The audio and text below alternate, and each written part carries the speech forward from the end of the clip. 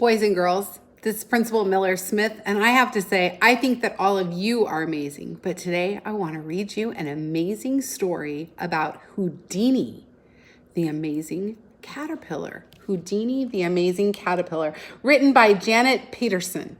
So let's take a look inside and enjoy together today a little bit of a Houdini caterpillar. So let me turn the camera around so you can see our pages. There's Houdini, and there is our author, Janet Peterson. He looks like an interesting character. Look at those little eyebrows. Oh, he looks mischievous, and he's shaking his little tail down there. Up there he is.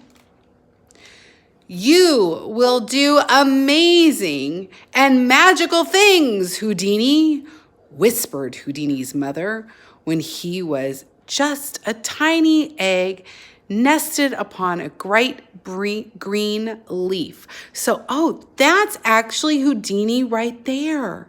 And there's Mom. So she's giving him lots of words of encouragement before he's even born. She's telling him that he's going to do amazing and magical things. Oh, soon, Houdini grew into a caterpillar with bold stripes, a big smile, and a hearty appetite. I have to say, I like his eyebrows the best. I like that about him. And when he suddenly found himself in a new place with many curious faces peering at him, Houdini knew he was finally his moment to do amazing and magical things. You know, it looks to me like with all these boys and girls circled around, it kind of reminds me how our fifth graders had some butterflies earlier this year in their science unit, and they were watching those caterpillars turn into chrysalises, and then, I'm not going to give it away, but I think I know what's going to happen. Come close. Watch as I make this tasty leaf vanish. Oh, look at there. He's getting a little fat. Ta-da! His audience loved him. And now I will crawl across this high wire stick without falling. Ooh. Ta-da! His audience made drawings of him. Boy, I'm telling you what, man, this sounds like a science experiment to me. We made drawings of our caterpillars. Perhaps I look small to you, no bigger than your little finger. But step closer. Watch me grow before your very eyes. His audience brought him fresh leaves so that he could do his vanishing act all over again. Ooh, they cried. Houdini smiled his big smile and bowed in appreciation. How he loved being in the spotlight. But gradually, Houdini noticed his audience was becoming interested in other acts. When the turtle arrived, the crowd patiently waited for it to emerge from its shell. Some performance, thought Houdini with a yawn. See, we've got a new guest in the classroom. Houdini's a little upset. Then a spider showed up. Houdini couldn't understand what the big deal was, but the audience was as curious as ever. Houdini decided it was time to spice up his performance and to make it even more amazing. Oh, look at there. The spider's getting all of our attention. And Houdini is watching, but he's not liking what he's seeing because nobody's paying attention to him anymore. Instead of just stepping out of his skin, Houdini rolled up. He added a daring backflip to his high wire stick routine. He performed the vanishing leaf act with astonishing speed. And every now and then, a small audience gathered, but there's no longer the crowds. And for the first time, Houdini felt neither amazing nor magical. So he is not feeling very good about himself. He's only got one person down there watching him, and he loves a crowd. One night, under the light of a full moon, Houdini munched and thought. He thought and he munched. What could he do to win back his audience?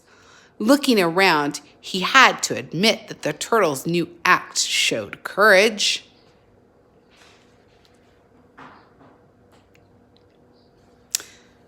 The classroom plant was a sight to behold. And even though Houdini could spot the thread, the spider's latest trick was quite successful. Then he noticed something else. On the wall before him were colorful drawings. They were bright and bold, and they made Houdini smile. There's the egg. There's the caterpillar. There's the chrysalis. We can't see what's over here. It's covered up. Suddenly, he knew what just what his next act would be. He would be the most daring. It would be the most daring act ever. It would take much concentration and skill, but Houdini felt ready. His audience would not want to miss it. Houdini broke free of his skin one last time. He climbed to the very center of the high wire stick and hung suspended in air all that night. And all the next day, Houdini held his pose. His audience discovered him. They crowded around him, and they made drawings of him. Oh, look at that. Something's changing. I don't see the stripes anymore.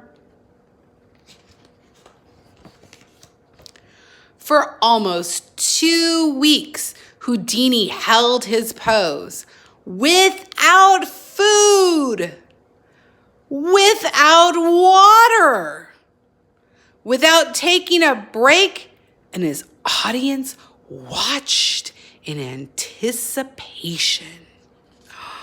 He's got everyone back paying attention. Then one morning, Houdini opened his eyes.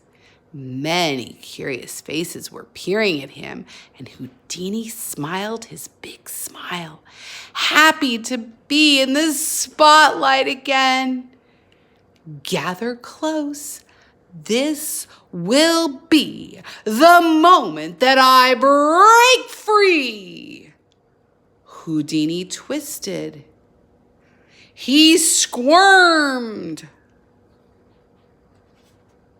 What's gonna happen? What's gonna happen? Ta-da!